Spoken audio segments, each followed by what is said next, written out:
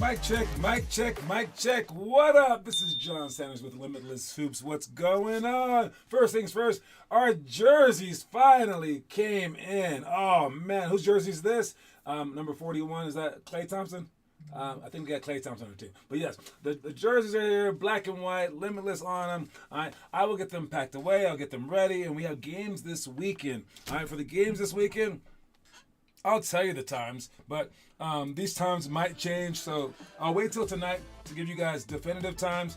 But basically it's this, since people are like, just give us a gist. I hate the fact that we don't know our game times until like tonight. That's so stupid. I think it should be like a month before, but the problem is most teams want to sign up at the last second. And the problem is no one wants to play against the same team every single week. If you want to play against the same team every single week, I would be like 12 o'clock, noon, and we'll play against this team. But then all of a sudden, teams would sign up, and I'd be like, well, you guys have other game times, and you can't play because this time's already taken. And you'd be like, well, can we play against them? I'd be like, well, this other team was already scheduled to play you back to back to back to back times. So we need to wait for them to sign up. I've asked them to sign up months in advance or even like weeks in advance. They refuse to. It's how they do business. I don't know what's up with them, but they said that it's also their customers. So my apologies to everybody. But here are the game times that we have so far. I don't know. We have a lot of teams in it. Our young kids, like the 3rd through 5th graders, you guys will play at 9 o'clock in the morning, 11:30, and 1:10. And again, unless the times change, I'll put them on the side so you guys can book them so we know how many that we have, but that comes later. All right. And then 7th grade, so that would be like, I don't know, 5th, 6th, 7th. You guys play at 9 o'clock in the morning and 11:30 and 12:20. All right. Those are your game times. Again, probably. All right, and then the 6th through 8th, so 6th, 7th, 8th graders, you guys play at 2 p.m. Y'all get to sleep in, and 4:30 and 6:10. So some of you guys who play up and can play up multiple things, you guys can play all freaking day. I'm down. Play for as many teams as possible. And then for the high school boys, we're not in the varsity division, but we are in the JV division, and we will play at 3:40, 4:30, and 6:10. All right, so those are the game times. Are there any more teams that we have? And basically, if you want to play outside of your jurisdiction, outside of your level, like playing up, you can sign up for that within 24 hours of game time. Don't do it before. Let the people that the grades say, like if it says 6 through 8, let those people sign up first and give them until 24 hours before, and then you can take all their spots after that. I wouldn't mind a full bench for everything, because the problem is when we have like 4 people, that sucks. If we have 12, I really don't mind that. And for you middle schoolers who are like, can we have 2 teams? We do have 2 teams, because they needed us in both the 7th and 8th grade division. So make sure you guys sign up for that as well. I'll put all these game times up on the side. When I put them up there, that is when they are official. But those were the game times. Again, at the game, I'll have your jerseys there. All right, I'll have your jerseys ready at the game, including some other things in your little like boxes that I'll give you guys. And what else was there? Was there anything else? I think that was like basically the gist. All right, so yes, let's move on. We got our quote of the day. Quote of the day is to reach for the stars. Now, here we are again. I think last week when I sent out the reminder, I said, hey, watch the show. We had more concurrent viewers than we've ever had. All right, we had like 60 people watching the show at one time, and I was like, whoa, is this a new group? I was like, here we go. And the second day it was like 40 or 30 people. And the third day it was like 20 or 30 people. Now today, we got 1 viewer. Who was this 1 viewer? We got 1 we're back down to 1. And this, say who you are in the comment section so I know who you are. But this is how it always happens. And there's even one of our stories is with Dirk Nowitzki. Every year, people would try to work out with him, and every year they would fall off because they would be like, he's the man. I should copy off him, just like you should copy off Michael Jordan or Steph Curry, whoever. But he said that 6 guys would always join him. Who is this?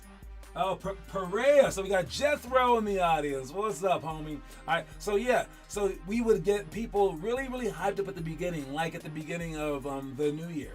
All right. But what would happen to Dirk Nowitzki is that players would just leave after a month. They would say this was too hard. All right. So everybody wants to do it, but people just can't do it. So for those of you guys who have been part of our program for a couple of years, know how amazing you are. And those guys who are new, realize how hard this is, but you should reach for the stars. All right. So like, it is hard. It might be impossible, but you should still go for it.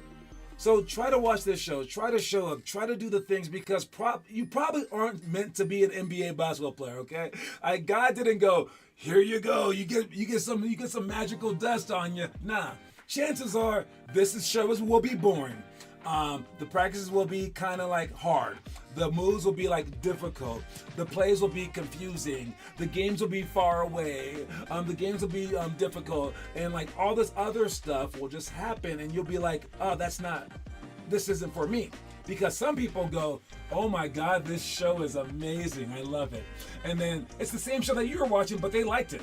And then they get to practice and they're like, this is fun. I love jump roping. And you're like, oh, I hated that. They're like, we get to who love to read. Some kids actually love to read. If that's you out there, you're a weirdo, but some people just hate to read, right? So some people are just lucky enough to love all the hard things. If you aren't, who cares? Reach for the stars anyways. All right, you reach for the stars so you can land among the clouds. Is that how it goes? Something like that. But if you reach way, way, way high and you still fail, you'll still be so much higher than you would have been. So that's the quote of the day. Reach for the stars. When I see you guys tonight, know that quote of the day, please. All right, moving on. We got our drills, I believe. Here are the things that we got. All right, the homework that you should be doing is pick and roll, retreat to pass.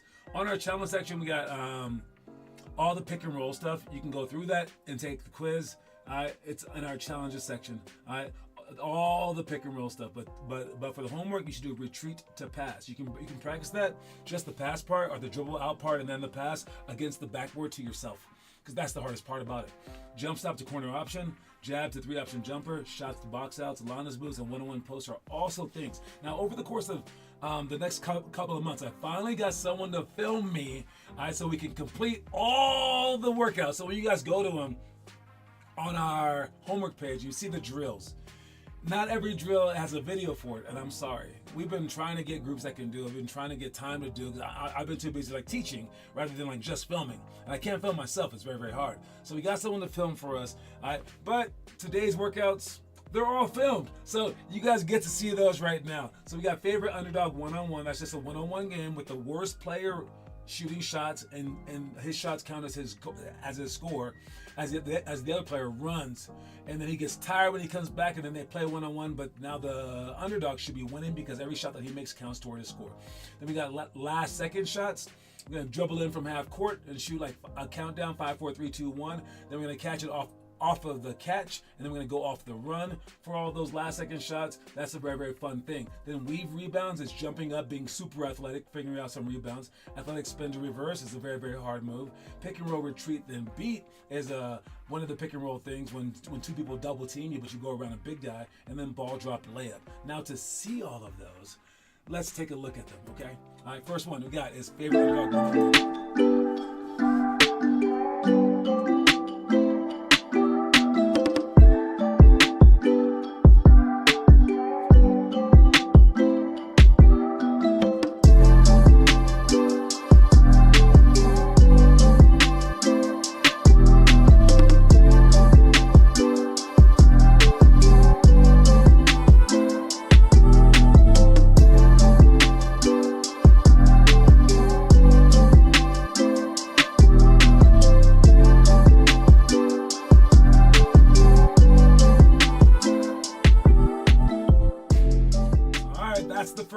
Let's check out the second one.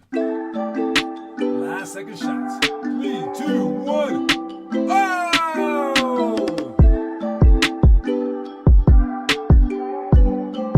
Brick.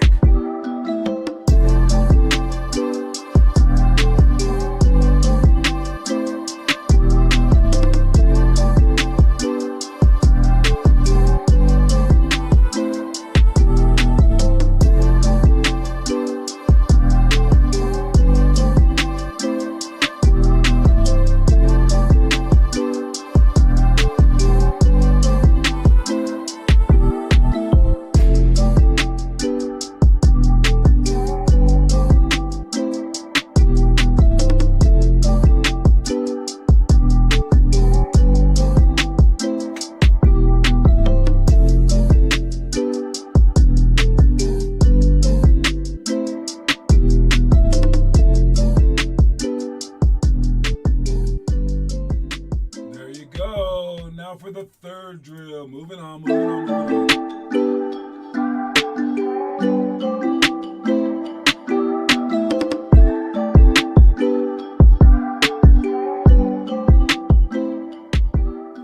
You know what? For that drill, I don't know why you guys have to stay calm. Like you throw it and then you just like start walking, and everyone wants to just chill. Stay intense, especially for these rebounds, because if you can stay intense for the games, you can go that much further. Next one.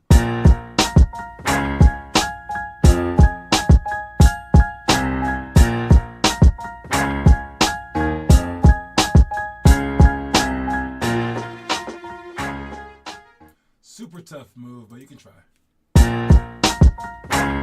Pick and roll, trip and beat.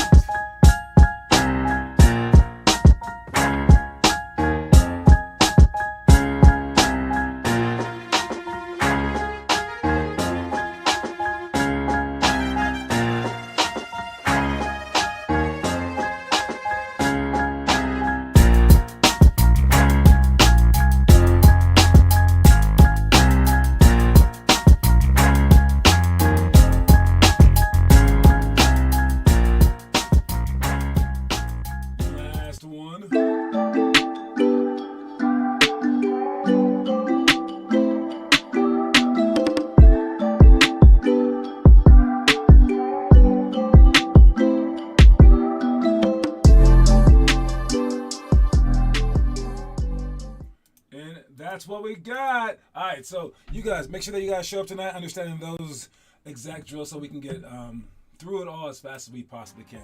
Now, speaking of through it all, let's see what you guys have been doing for your homework. Who's been posting? You are what you say. Wait, you are what you do, not what you say you'll do. Yeah. All right. These are the people who don't have to run today. All right, we got Teo, we got Weston. All right, if you posted today or yesterday, you do not have to run today. Or tonight. All right, so we'll be watching for that. There are two different playlists though now. There's two different playlists, so I do watch both of them. All right, I do look at both playlists, and they're on this page. If you go to our homework section right there, scroll down, both playlists. All right, we got Adivate. The Walker's doing something right there. Some b-ball shooting. Chacone's right there. All right, so if you're on either one of these lists, we see you. We see you working. All right, and keep working, okay? We're going to keep bringing it up and up and up and up until everybody's doing it. One day, somehow, some way, everybody will be doing this. Now, moving on, we got this. We got chasing rabbits. All right, we're talking about chasing rabbits today, okay? All right, because it's not just one rabbit that you're trying to chase. There's a couple of different rabbits. You're going to be chasing rabbits throughout your entire lifetime. All right? But know this. There's a rabbit that's near you that you have to chase. And if you've ever seen a rabbit move, it's hard to catch a rabbit. And if you try to catch the rabbit that's right by you, it's going to be a difficult thing. But there's another rabbit. A rabbit that's down the road. All right? Toward the NBA even. And if you try to catch that rabbit, you may never catch it.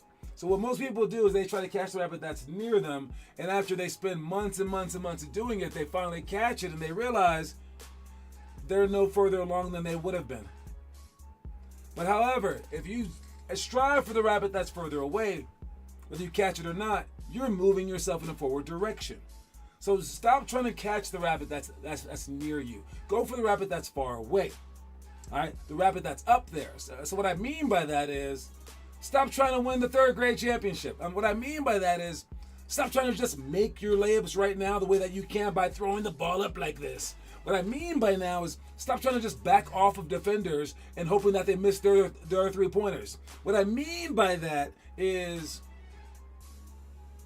stop trying to just survive the day. And in school, stop trying to memorize 7 times 6 is 42. How about you learn why? All right, how about for defense, you step up to him so he can't get that easy three-point shot, even though he's missing it, but you guard him even though it'll hurt right now. You get better at defense. And then for your layup, instead of shooting the jump shot layup, you shoot a real layup. And you miss it right now so that you can learn about it later. All right. So it's not about now. It's not about this rabbit, because if you focus on this rabbit, you'll be moving around all day, and then when you finally catch it, you realize that you haven't moved an inch. Go for the rabbit that's far away, and leave this one be. Let this one be. Who cares about this rabbit? This rabbit don't matter. All right. The rabbit far away is what matters, because it'll get you pulled along. So if you didn't understand that, don't worry about it. You probably just aren't smart enough yet. But the other thing is this. All right. We are this little bitty girl. Is it a girl or a guy? I can't really tell. But we were that person, but we weren't smart enough when we were there. Imagine though, if you had a first grader that was under your care. Could you teach this first grader to become a genius? Because you're like a fifth grader, maybe sixth grader, seventh grader, I don't know, whatever you are. You obviously know more than like most first graders on earth. You could teach a kindergartner a whole bunch of stuff in a year. But what would be the challenges? Their mind, obviously, right? Like it would be hard to like teach them certain things. But even if you were, even if they were willing, you wouldn't be a good enough teacher, obviously, right? So imagine if you were a good teacher and they were like able to like learn. What would be your other hurdle? And the other hurdle would be them being a little kid. You would try to talk to them, try to teach them, but they would be like, let me go play with some balloons right now. What's up, Kieran and Declan Lau? Let me go outside with my friends. Let me go play this video game maybe. Let me go do this. And you'd be like, no, I want to tell you everything that there is to know about first grade so that you can dominate, so you can be a genius. And they might even look at you and say, yeah, I can be a genius later. Or why should I be a genius? Who cares? And you're trying to tell them all the merits. You have to realize most people in life are just like this. All right? They're incapable of becoming the child genius because they don't want to give up their current life. They don't see it as a person older might see it. And I'm sure I'm the same way.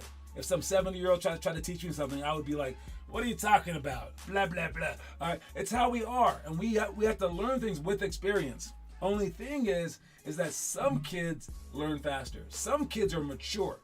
Some kids go, nah, I know that I'm a sixth grader, but I'm going to act like LeBron James. And the other sixth graders are like, wait a minute, that's unfair. We want to play video games and play in the dirt all day and not work for 3 hours a day. You can't do that. You're supposed to save that for adults. You're supposed to save that for professional basketball players. If you do that, we can't keep up to you, and that's unfair to us. We want to be children still. And the one sixth grader is like, nah, I just feel like being like LeBron James. I don't know why. I just feel like shooting as many shots as Steph Curry shoots. I just who I am, whatever. And they're weirdos. And there's some first graders out there who, from what I hear, I don't really know the actual story. When they were 5, this one kid said, I don't want Christmas presents. I want a physics book. Please give me a physics book, Mom and Dad, and started crying, give me a physics book. And now you are in first grade with that kid in your class. Imagine that. So don't be like a normal first grader.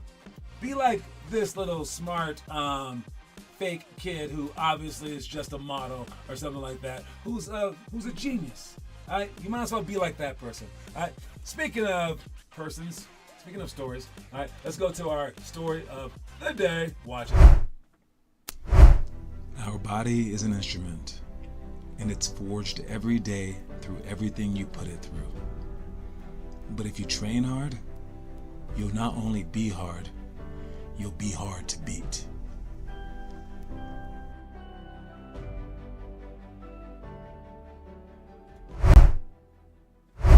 They always say that. Let me take that person off. They always say that. They always say, no, get off the screen, dude. There you go. They always say that there's hard workers. That there's hard workers, and it's because they trained hard. But we always appreciate the people who don't have to train hard, the people who are naturals. Like, we think it's so magical when a 1-year-old just knows how to play the piano, but we don't appreciate the kid who spent 8 years learning how to play it. Change your value system so that those things are worth something.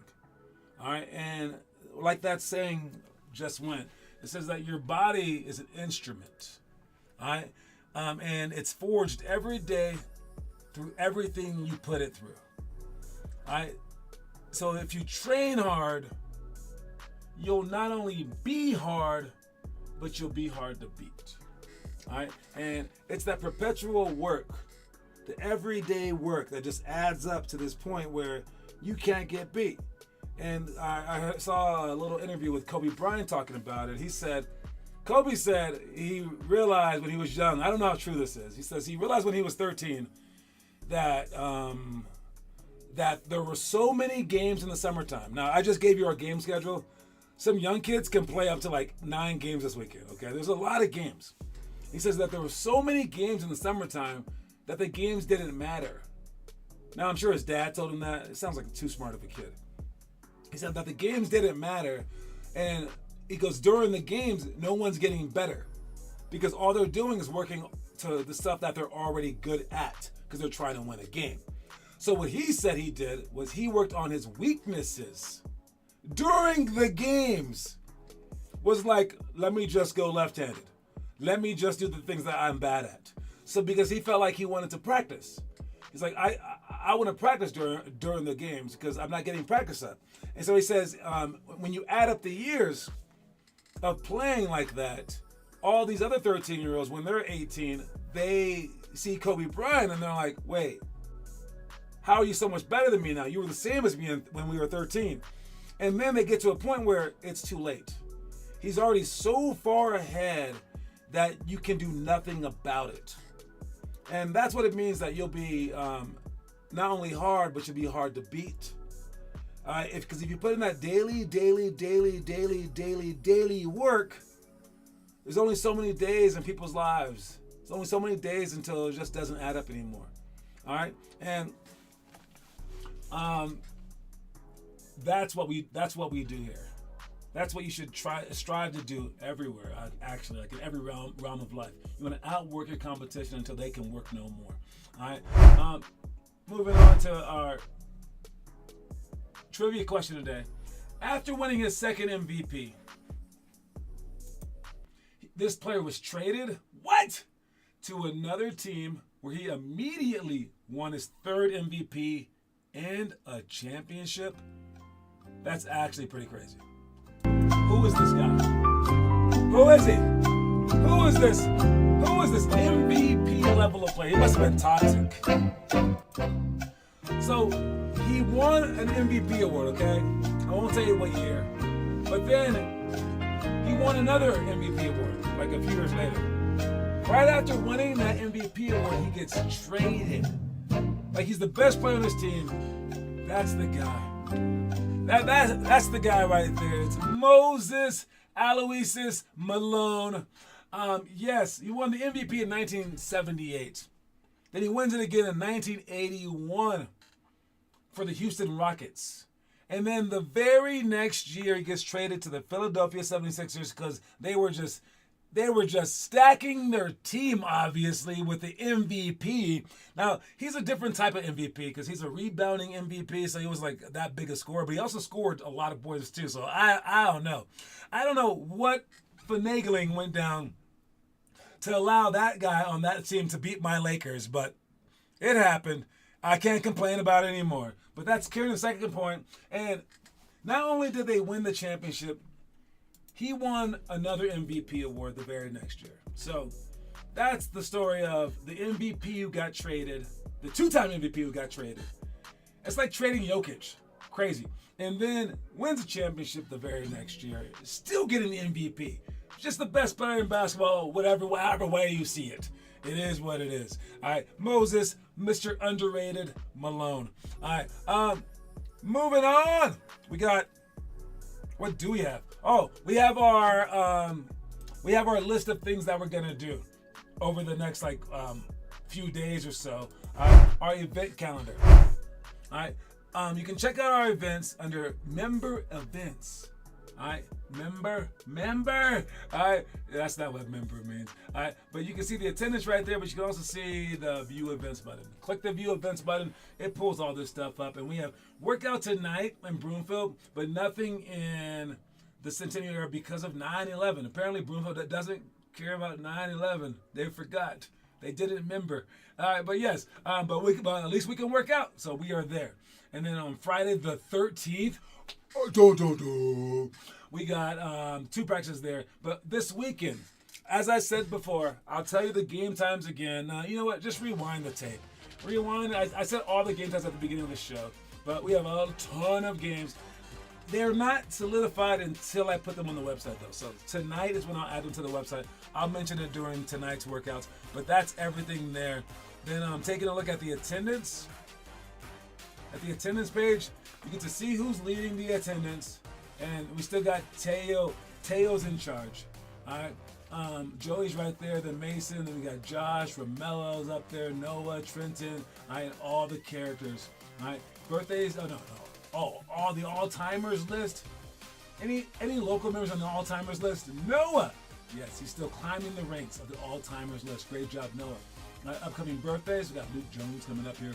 All right, nice job. But yes, you can see everyone on there. Anyone with a red thing besides their name, they're part of the elite program. Anyone with a blue besides their name, they're part of the 2-month program. So that's the differentiation between all that stuff. All right. So yes, that's everything, and we have our jerseys. All right. So I will pack the jerseys up. You get them this weekend. All right. Make sure that you guys show up on time and everything like that. And the last thing that I wanted to bring up was what? What was the last thing? Oh yeah. All right. I can't force you guys to post the homework, but I will tell you this: if you allow me to force you to do all these things, the benefits will be unparalleled. All right. You putting in the work day in and day out, and you can say it's because of me if you want to, because I'm forcing you to, because we're making you run when you get there because you didn't post, whatever it may be. All right. But you have to realize this: it's going to be lonely no matter what. Like I said, we had 60 people the first day that we brought the show back, then 40, then 20. Now we had like 3 today. I think it will be the same even if we get thousands of people in our program.